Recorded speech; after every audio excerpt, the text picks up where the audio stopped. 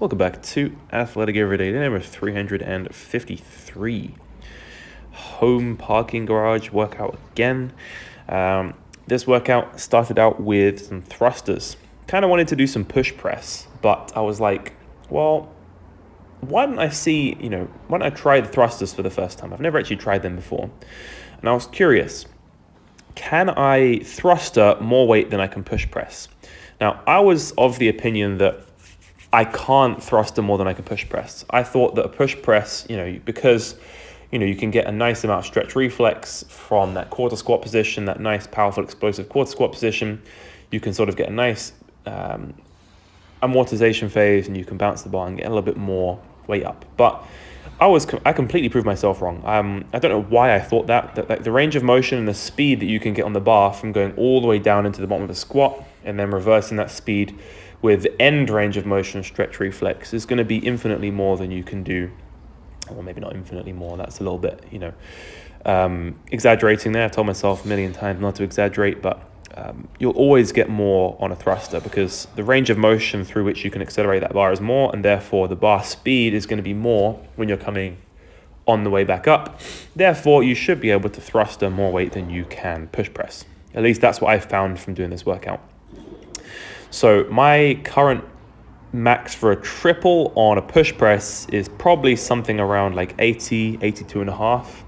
And I was easily doing 80 for a triple here with the thrusters. And I was like, well, why don't I just try and gradually increase the weight? I think this is 85 for a triple, if I'm not mistaken. I can't really see on the end of the bar there, but the fact that 80 was moving this well for a triple means that thrusters, at least for me, are a lot easier than push press. So then I was like, why don't I do a complex here? I'll do a thruster with the weight, and then I'll do a split jerk. Nice little complex there to work on, the overhead portion of the lift. I'd say that's the portion of the weightlifting movements that I struggle with the most, that overhead strength and stability. So yeah, what you're seeing here is a set with 90. 90 move really nicely with a one. I think I did 2 + 1 with 90. So 2 thrusters followed up by a single clean and jerk, a single jerk, sorry. And I really like this complex. Having to go from a more strength, kind of like muscular effort with that thruster and the overhead portion of the lift to a more explosive, kind of like snappy jerk. I find that transition is quite nice because it teaches you to utilize the upper body properly, or more effectively at least, when you do the jerk. So when you're transitioning from a thruster into a split jerk, that obviously the movements overhead-wise are pretty similar, but one of them is slower. So you're having to utilize more muscular effort rather than, the bar's going to have a lower velocity, is what I'm trying to get at here. The bar's going to have a lower velocity on the thruster, and it's going to have a higher velocity on the split jerk. So on the higher velocity, you're going to be utilizing a lot less of the upper body. You're going to be utilizing, obviously relying a lot more on the legs. And when you have a lower velocity on the thruster, you're going to be utilizing a lot more of the upper body.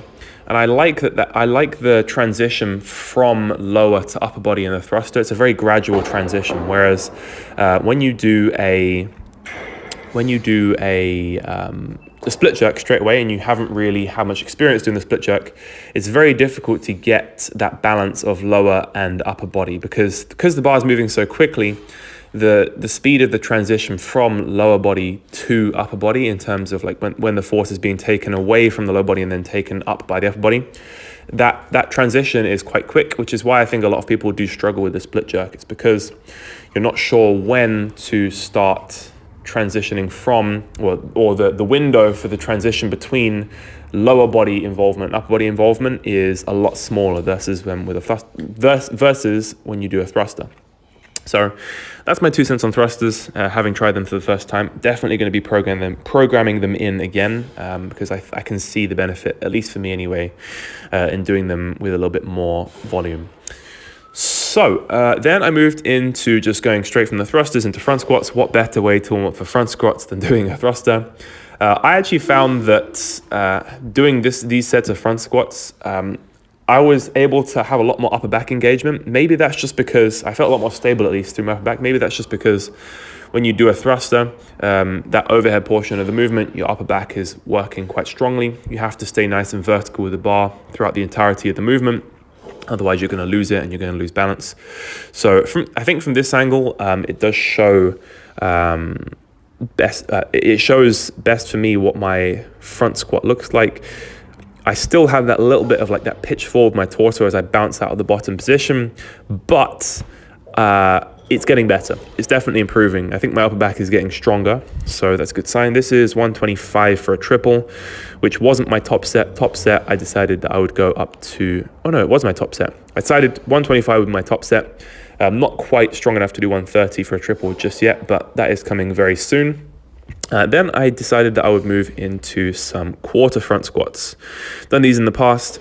I really like the quarter front squats because they have a lot of athletic carryover to, at least the joint position has a lot of carryover to vertical jump. It has carryover to the weightlifting movements with the split jerk.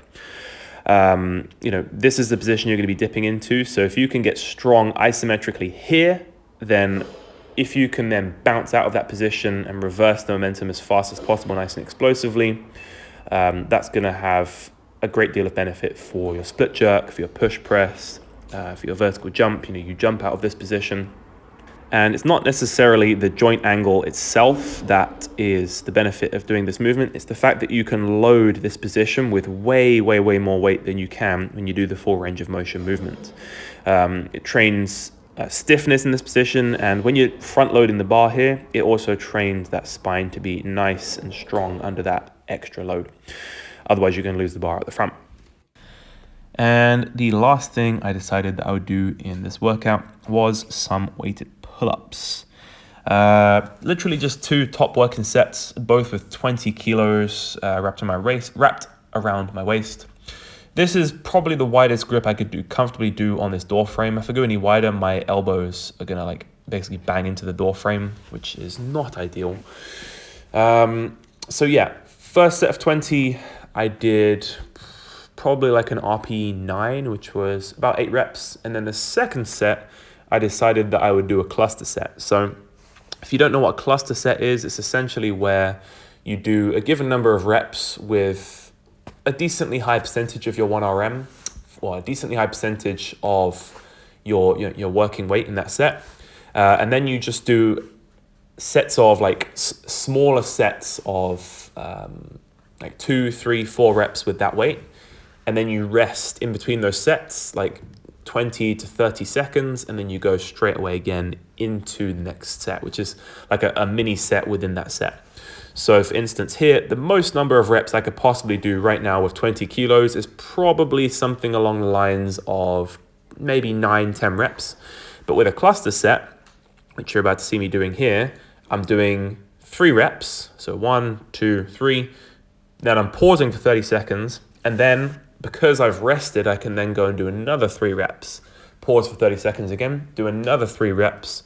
Pause for 30 seconds again, and then do another 3 reps, which is a total of 12 reps, which means that in that sort of 2 to 3 minute window where I'm resting, I'm actually able to get a lot more work in, meaningful work as well, because this is a decently high percentage of my 1RM with the pull-ups, more than I'd be able to do in one set, just trying to go as many as possible. And it's that rest in between reps, which gives me the ability to push the intensity and maintain a high intensity and get a decent amount of volume in with a relatively high percentage of my 1RM on weighted pull-ups. So 12 reps within 2 to 3 minutes for plus 20 kilos is pretty good.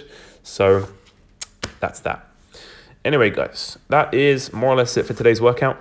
Really appreciate the view. Thank you again for watching, and I'll catch you guys in the next video. Stay athletic.